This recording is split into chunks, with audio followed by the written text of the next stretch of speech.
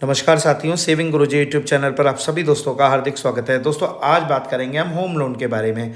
Home loan क्या होता है, होम लोन कितने प्रकार का होता है, होम लोन के लिए आपको क्या पात्रता होना ज़रूरी है, क्या इंटरेस्ट रेट लगते हैं होम लोन पर, क्या फ़ायदे हैं होम लोन के, व होम लोन लेते समय आपको क्या सावधानियां बरतनी चाहिए। तो दोस्तों, सेविंग गुरुजी यूट्यूब चैनल को सब्सक्राइब कर लें, लाइक कर लें, शेयर कर लें, बेल आइकन क्लिक कर लें, जिससे हमारे लेटेस्ट नोटिफिकेशन आपको मिलते रहें। तो दोस्तों, हर व्यक्ति की जीवन में सपना होता है कि एक वो घर बनाए, लेकिन उस घर बनाने के लिए एक मुश्त पैसा कैसे मिलेगा, क्योंकि नौकरी या कोई भी बिजनेस करते हैं वहाँ भी आपको एक मुश्त पैसा कैसे इकट्ठा होता है। या तो आप किसी एनबीएफसी या बैंक से लोन ले लीजिए, जिसके तहत आपको पैसा मिलेगा, जिससे आप लोन लेकर मकान बना सकते हैं। तो दोस्तों, सबसे पहले जानते हैं होम लोन होता क्या है। तो होम लोन एक प्रकार का ऋण होता है जो कि बैंक या वित्तीय संस्था द्वारा एक व्यक्ति को घर खरीदने, बनाने, सुधारने या ज़मीन खरीदने के लिए दिया जाता है। अब मैं जानते हैं होम लोन कितने प्रकार का होता है। दोस्तों, होम लोन ये प्रकार हो सकते हैं, जैसे घर खरीदने के लिए अगर फ्लैट वगैरह या कोई बना बनाया मकान आपको खरीदना है तो घर खरीदने के लिए आप लोन ले सकते हैं। घर बनाने के लिए आपके पास ज़मीन है तो ज़मीन अगर आपको घर बनाना है तो उसके लिए आपको लोन मिल जाता है। घर सुधार करने के लिए घर के अंदर इंटीरियर डिज़ाइन वगैरह बहुत सारी चीज़ें होती हैं, घर सुधार करने के लिए भी आपको लोन मिलता है। घर के लिए ज़मीन खरीदने के लिए भी आपको जो होम लोन कंपनियां हैं वो घर को ज़मीन खरीदने के लिए भी आपको लोन देती हैं। अब बात करेंगे दोस्तों, होम लोन अगर आप लेना चाहते हैं तो उसके लिए क्या पात्रता होनी चाहिए। तो दोस्तों, सबसे पहले आपकी एक नियमित आय होनी चाहिए।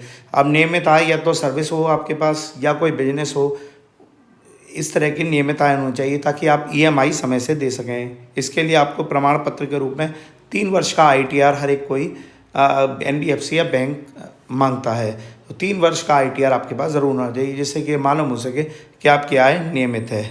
इसके अलावा लोन अवधि समाप्त करने के लिए 60 से 65 वर्ष से अधिक नहीं होनी चाहिए। मैक्सिमम जो कंपनियां कहती हैं कि 60 वर्ष तक आप लोन पटा दीजिए, या कुछ कंपनियां 65 वर्ष की भी आज़ादी देती हैं। इसके अलावा जो क्रेडिट स्कोर है आपका वो 700 प्लस होना चाहिए, तभी जो होम लोन कंपनियां आपको लोन देंगी। इसके अलावा आपके पास नौकरी, बिजनेस या कुछ भी इस तरह का होना चाहिए जिससे कि कंपनी ये महसूस कर सके कि आपको लोन दिया जा सकता है। तो ये मेन जो है पात्रता होम लोन के लिए हो गई। अब देखते हैं दोस्तों इंटरेस्ट रेट। दोस्तों, होम लोन देते समय जो कंपनियां हैं वो 2 तरह के इंटरेस्ट रेट देती हैं। जैसे फिक्स ब्याज दर, यानी कि अगर आपने आज 7% के हिसाब से होम लोन लिया तो जीवन भर आपके लोन पर जो अमाउंट बनेगा वो 7% के हिसाब से बनेगा।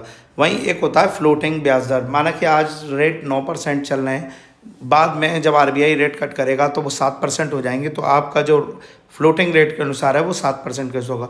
तो मेरी नज़र में जब आरबीआई रेट काटे या जब सबसे ज़्यादा इंटरेस्ट रेट कम हो तब आपको लोन लेना चाहिए और फिक्स इंटरेस्ट रेट पर लेना चाहिए, ताकि हमारी जो लोन की जो अमाउंट है वो वही रहती रहे। फ्लोटिंग में थोड़ा सा पैसा ज़्यादा लगता है, बाई चांस आरबीआई या कोई भी संस्था अपना लोन अमाउंट या ब्याज बढ़ाती है तो आपका जो लोन इंटरेस्ट है वो आपका बदल जाता है, जिससे कि ईएमआई पर आपका असर पड़ता है। होम लोन के दोस्तों फ़ायदे क्या हो सकते हैं। तो सबसे पहले टैक्स में लाभ मिलता है, क्योंकि 2 लाख रुपए तक का इनकम टैक्स में रिबेट मिलता है।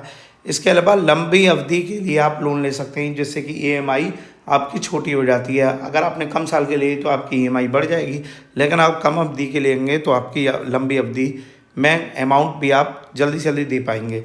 वहीं एक संपत्ति का निर्माण भी हो जाता है, मतलब एक स्थिर संपत्ति का निर्माण हो जाता है। अगर आपने मकान बना लिया तो वो आपकी बैलेंस शीट में भी दिखता है कि आपके पास इतना पैसा या इतनी संपत्ति है। अब देखते हैं होम लोन लेते समय आपको क्या सावधानियां बरतनी चाहिए, बहुत ज़रूरी है। सबसे पहले अपनी ज़रूरत और बजट का आंकलन करें। या तो ज़मीन खरीदने जाना है, मकान बनवाना है, फ्लैट खरीदना है या मकान में कुछ सुधार कराना है, तो उसके लिए जो बजट है उसके अकॉर्डिंग लें, अन्यथा का लोन ना लें, जिससे कि ईएमआई बढ़ सकती है और आपकी आर्थिक स्थिति पर असर पड़ सकता है। विभिन्न ब्याज दरों व शर्तों की तुलना करें। डिफरेंट टाइप के जो लोन होते हैं उसमें डिफरेंट टाइप के एनबीएफसी या बैंक आपको लोन देते हैं, तो वहाँ की इंटरेस्ट रेट को आंकलन करें। इसके अलावा वहाँ की जो तमाम तरह के जो चार्जेस हैं, शर्तें हैं, उनको भी आप तुलना करें।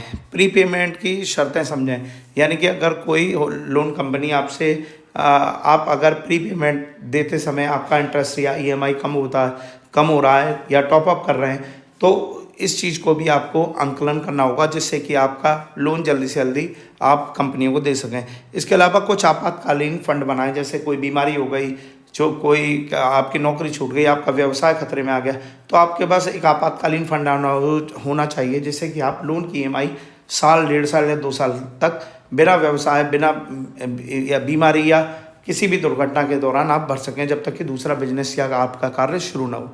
तो ये दोस्तों छोटा सा वीडियो था मेरा होम लोन लेकर। कैसा लगा आपको? प्लीज़ लाइक कीजिएगा, सब्सक्राइब कीजिएगा, शेयर कीजिएगा। बहुत बहुत धन्यवाद।